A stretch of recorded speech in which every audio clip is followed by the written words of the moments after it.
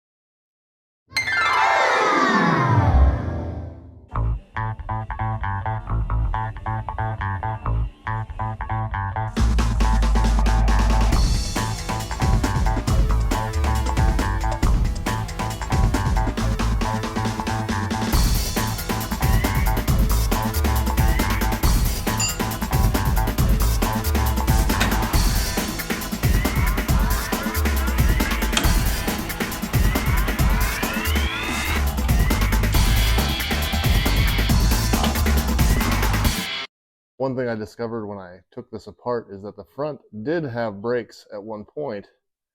You can see how rusty they are and just worn out. I wouldn't even attempt to make these work again. So I've unbolted this. You can see that backing plate is 4 holes. And when I measured it all out, I discovered that for the new setup, which is here, let me set this as the comparison shot. We got the old and crusty, brand new. Of course, it's 5-hole, and then the new backing plate. And my first thought was, could I modify it? But when I set this down over it, nothing lines up. There's not even material in that hole. So, and again, it's not back far enough. It's got to be back another inch. So I cut this off, I'll weld this in place, then I'll be able to bolt the new backing plate in place.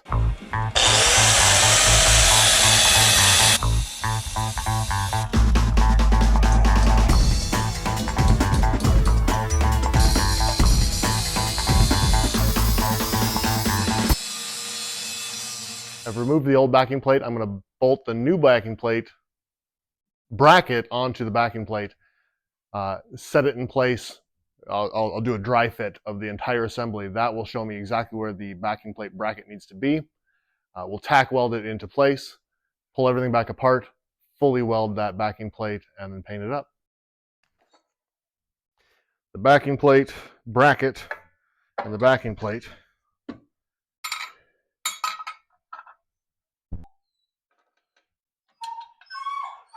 Oh, Bo, you're just fine.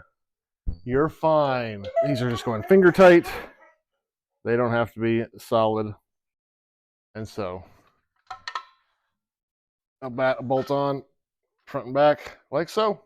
Now I'm going to try and show y'all how far back this back plate is. You can see we got a thumb length of grinding exposed around there.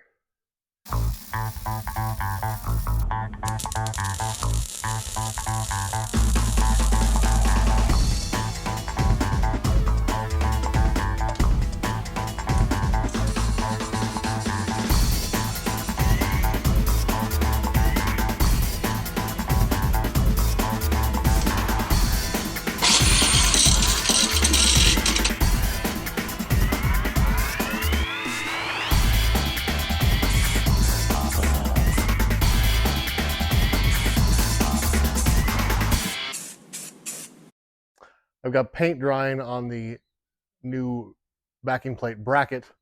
And while that's drying, we got 2 sets of bearings that need to be packed in grease before we set these down in and get the bearing seal tapped into place. Now I could do the old-fashioned grease in palm, tap and tap and rotate and rotate and rotate, and that works really well, but not when you have 8 bearings total to do. In that case, I've got several different brands of these. I found this a few years back. It's just a cup with grease, a plunger. It's called the Easy Squeeze. You can see all the grease down in there. I'm going to take my large inner bearing. I just set it down, right down in there. I take the center portion that goes over the spindle, right there, and I'll show you when I'm done squeezing, because what I'm going to do now is I'm going to set this down. I'm going to push down on the spindle. And I'm going to push down until I see grease coming through that bearing out the top side. It takes a bit of force. There we go. And now the grease is coming all the way through. Now you can see how the grease is coming right through all those bearings. That is just full of grease now. So pull the center bit out, all that lovely, delicious greasiness. We're going to set it down here. I'm going to take some of this and call this a pre-lube. I don't know if it's necessary, but it certainly doesn't hurt to have a little extra grease down in there to start with. And I grease this upper ring too, where the seal will get tapped in, because I think it makes it a lot easier to get that seal in place. I drop that in, got that there. This is the seal. The wipes, we're going to set this down this way. But I also grease this edge, because you'll watch as this can, sometimes these take a couple of attempts. They like to kick sideways on you and go in, and if you're not careful, as it kicks sideways, you could bend it, and then it's useless.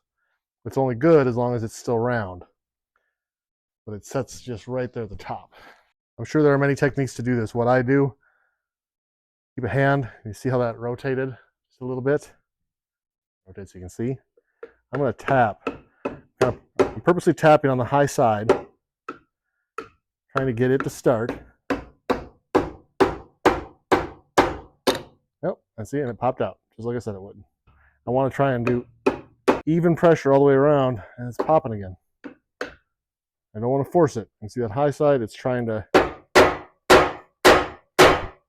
kick.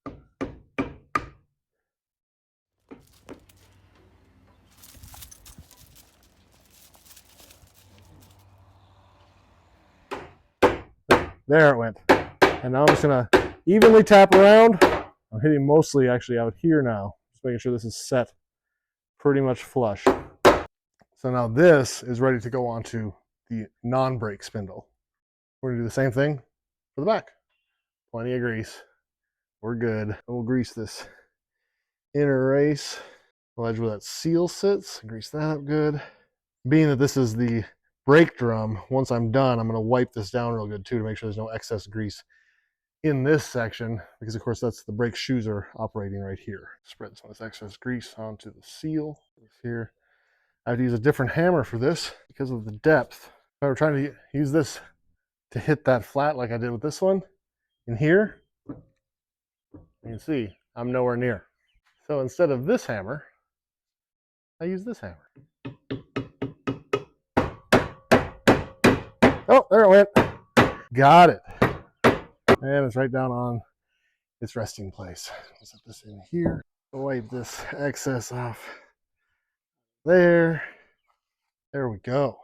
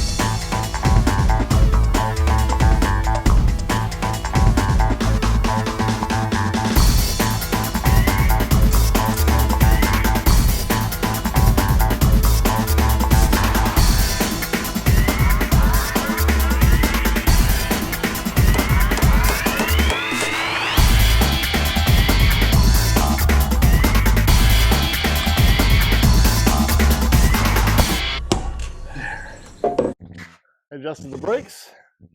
Now they spin nice.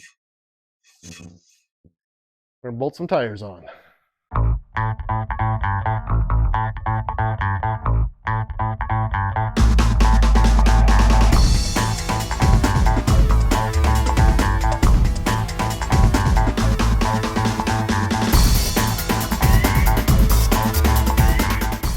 Well, that's a wrap. Old girl has some new shoes. Don't forget to like, subscribe, click the bell, and comment about how cute you think Bo is. Thanks for watching.